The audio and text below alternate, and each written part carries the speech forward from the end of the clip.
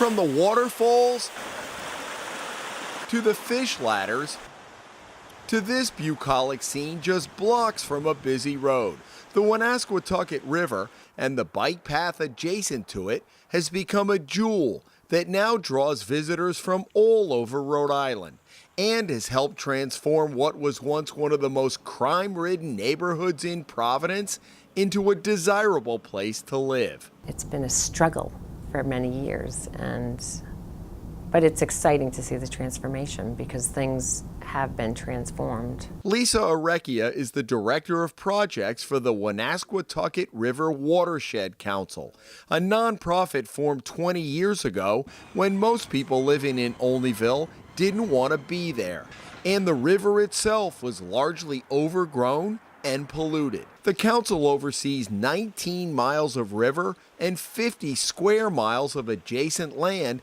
in 6 Rhode Island communities. Its leaders see that area as an environmental, recreational, cultural, and economic asset for the state. They knew that this was the neighborhood that had the least resources. It was the most abused and neglected, and the poorest people in town lived here. And somebody said, well, I think there's a river that runs through there. Maybe there's something we can do with that. Alicia Lair recalled the discussion community and city leaders had in the early 1990s about Olneyville. Lair became executive director of the Watershed Council 10 years ago, just as Riverside Park off Manton Avenue had been built on a former Brownfield site, home to a sprawling mill during the turn of the century.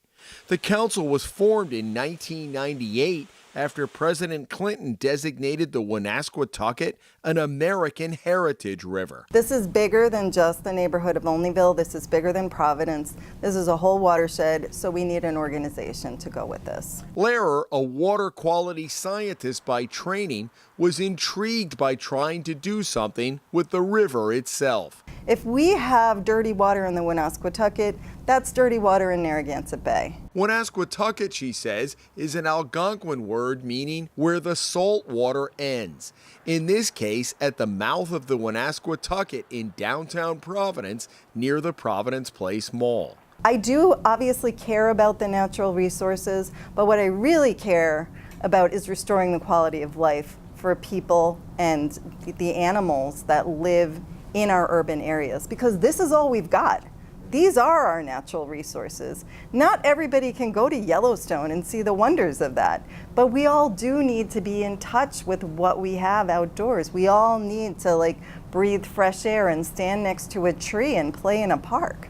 Drugs, prostitution, low-level gang activity, robberies. It was just a really bad area. Dean Isabella grew up just off Manton Avenue and remembers what it was like before Riverside Park was built. And this new housing adjacent to it made people actually want to live here. When we first started the project on Aleppo Street,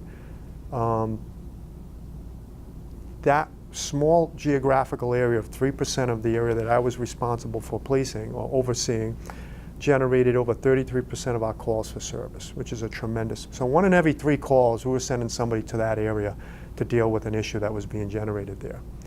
Once the project was completed and the affordable housing was there and the people in the neighborhood that actually lived in the neighborhood had a decent place to live and they became engaged, our calls for service dropped 98% and crime dropped over 90%.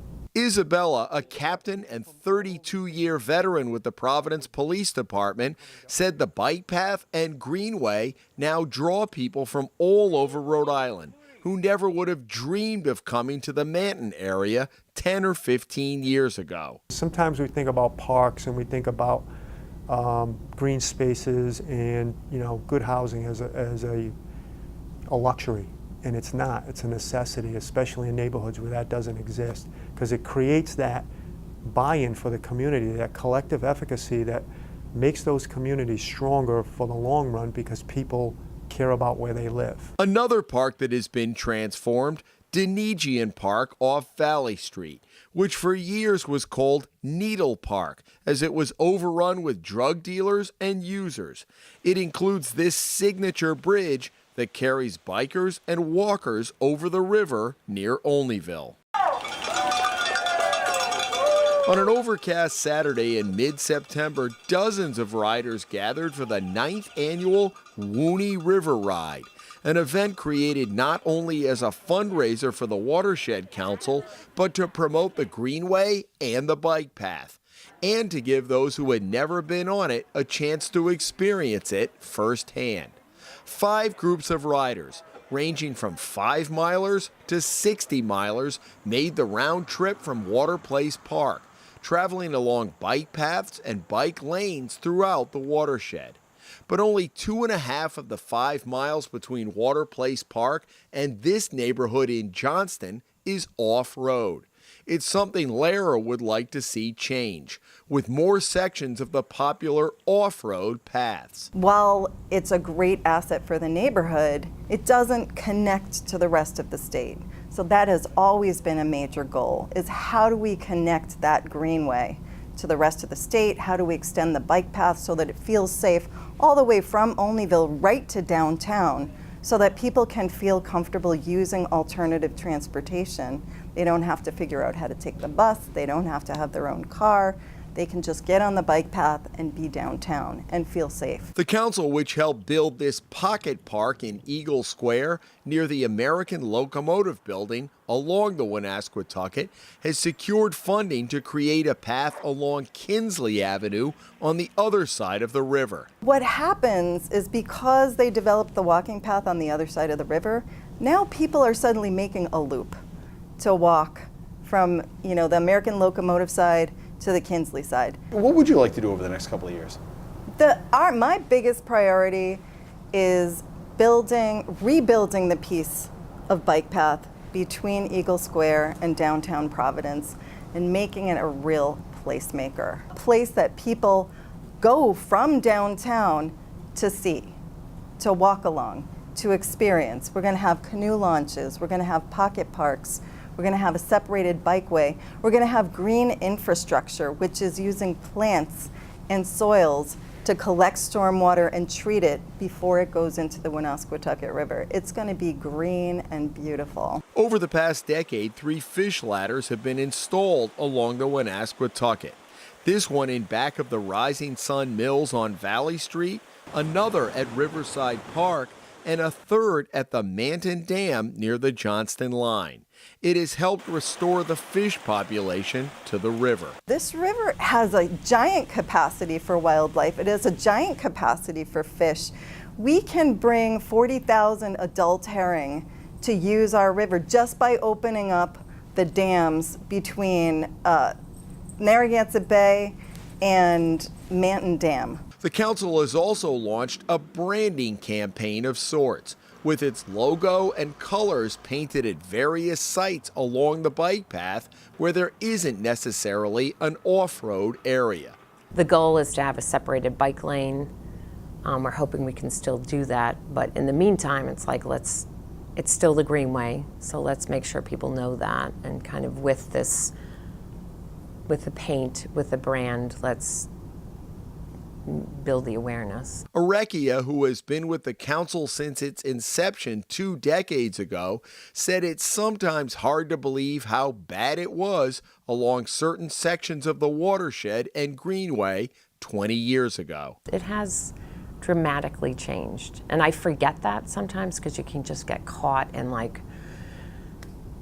the nitty-gritty, and it's good to kind of have those moments of people. I had my aunt and uncle come through. My aunt lived in the area and was just blown away by the transformation. So it's like, oh, she remembered Delane Street in a certain way, but or you the can park close your space. eyes and remember the way the park that used to look. Yeah, I mean, right? Marino Park was shut down. When I began, Marino was closed. We had to advocate to reopen that park space again. The bridge had been knocked down that connected Riverside Park to Marino. So another thing that the organization did was advocate to rebuild that bridge so kids weren't running across the highway. It's gratifying when I hear from people that live in the neighborhood that really